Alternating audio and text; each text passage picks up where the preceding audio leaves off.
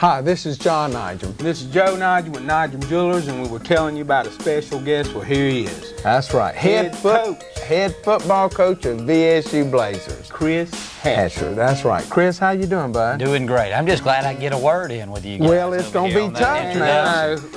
I have to throw in the Hatch attack. That's right. Well, I tell you what, you're coming off a great start.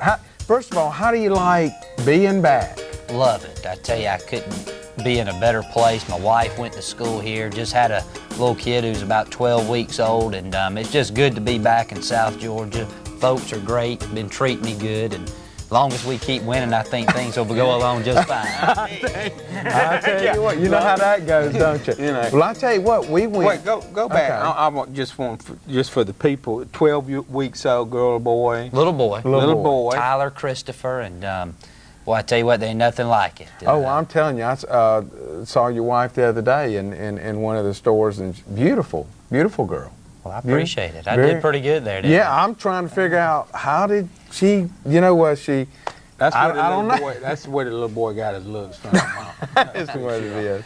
But anyway. Anyway, we were at a couple of your games. I know the first one and the second one, and you know, and I know he's gonna talk all day, but I gotta ask you this. I know that I don't know what ran through your mind when the first game that you walked out there and you was going, man, I'm the head coach. It's a lot different than being the assistant coach. You're not worried about one position. You're worried about everybody when it comes game time. But got a great coaching staff that I've assembled. Fairly young staff. Right. Who's the? I think I met him.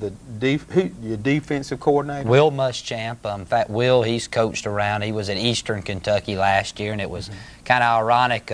He had called me. He'd heard I was interviewing for the job, and in fact, called me on my cell phone while I was down here on the interview, and said, "Hey, if you get a chance, I'd like to talk with you about coming and coaching." And couldn't be happier with those guys, and it makes it so much easier.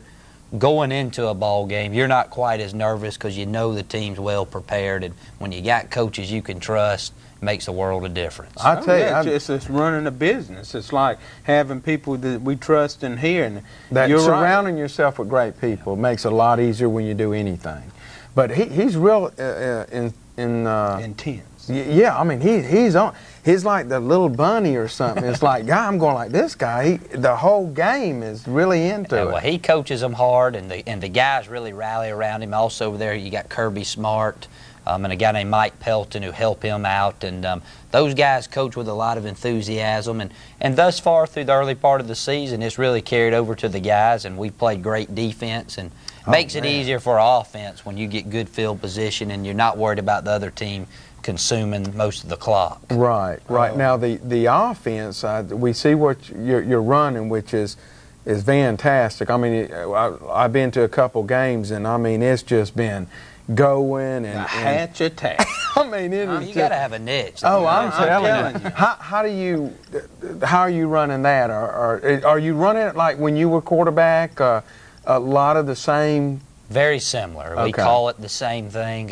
Dusty's been in the system 4 years, very similar to what we did at Kentucky. So it's like having another coach on the field. And on that side of the ball, I got a guy named David Dean who coaches my wideouts and tight ends, and Chris Bowden, who's my running back coach, Sean Bostic, who was my college roommate and played center back in 1993. Oh, really? So now, see, that's a lot of things that people seem like you realize. got a great team of coaches. In other words, like everybody's on the same level.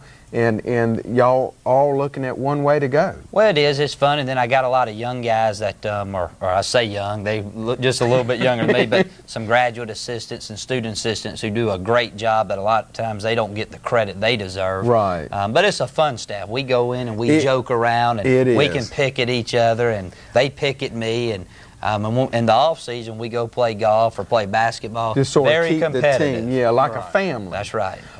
One thing that I noticed when I was at one of the games, I mean, the atmosphere is unbelievable. When I say that, I'm talking about the team is happy. I mean, it's like, everybody's on the same mood. It's just a great happiness. It's like everybody's having fun. I'm talking about football players. I think so. That's one thing we've tried to do is we've asked them to work hard and have fun, and they go out there and expect to win.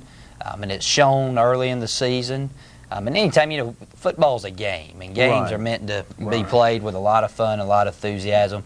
And when it quits being fun, that's when you need to get out of it. Something that's exactly. I love what I do. I'm not, but I can.